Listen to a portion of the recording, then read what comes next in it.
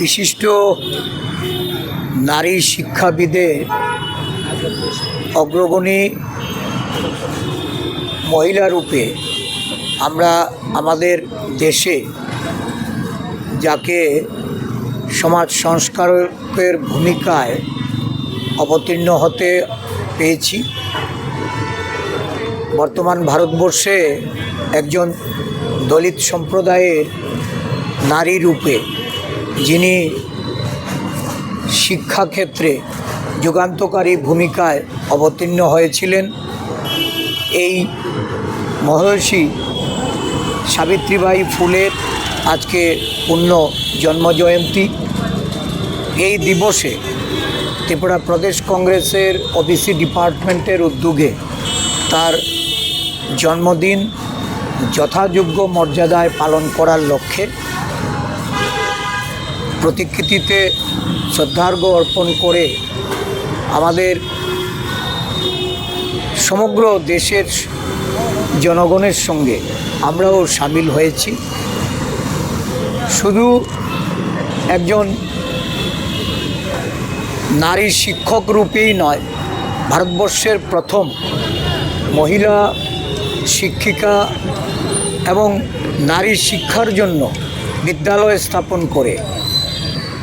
সত্যিকারের নারীর ক্ষমতায়ন এবং নারীদের সর্বক্ষেত্রে অংশগ্রহণের ক্ষেত্রে উৎসাহিত করার যে ভূমিকা উনি পালন করেছেন, বর্তমান নারী সমাজ তাকে যেমন অনুসরণ করে তার এই পথকে পাথেয় করে অগ্রগতির যে সোপান তৈরি হয়েছে, তার প্রতিটা ধাপ আজকে নারী তারা যেমন পেরিয়ে যাচ্ছেন, কিন্তু অত্যন্ত দুঃখের সঙ্গে আমরা লক্ষ্য করি যে দলিত সমাজের কথা, যে নারী ক্ষমতায়নের কথা, নারী শক্তির কথা এই দেশের বর্তমান সরকার, বিজেপি সরকার বা তার দল, তারা বারংবার এটা উচ্চারণ করেন, বাস্তবে তার প্রতিফলন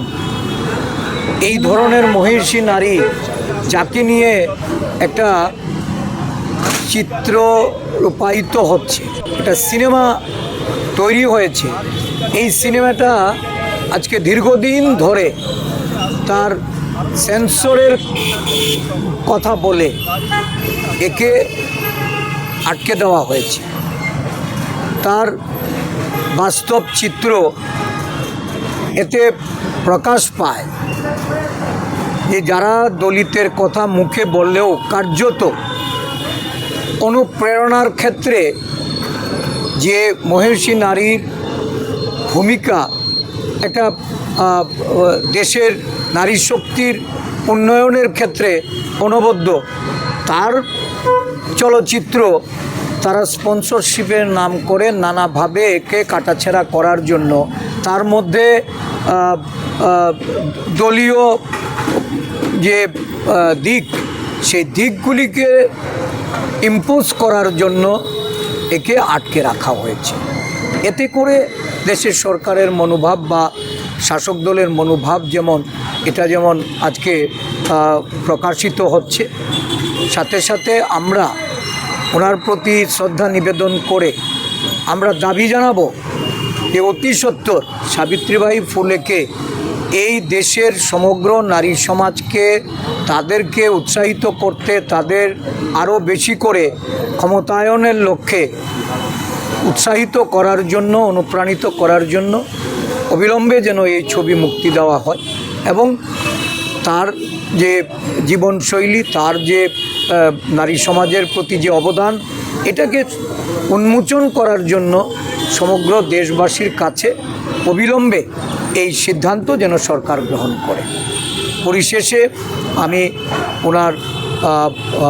সাবিত্রীবাঈ ফুলের প্রতি আমার শ্রদ্ধা নিবেদন করব। শুধু উনিই নয়, উনি এবং ওনার যিনি স্বামী, তারা দুজন মিলেই দেশের শিক্ষাক্ষেত্রের অগ্রগতির জন্য যে ভূমিকা গ্রহণ করেছেন, আমরা আজও ওনাদের শ্রদ্ধার সঙ্গে স্মরণ করি। ধন্যবাদ।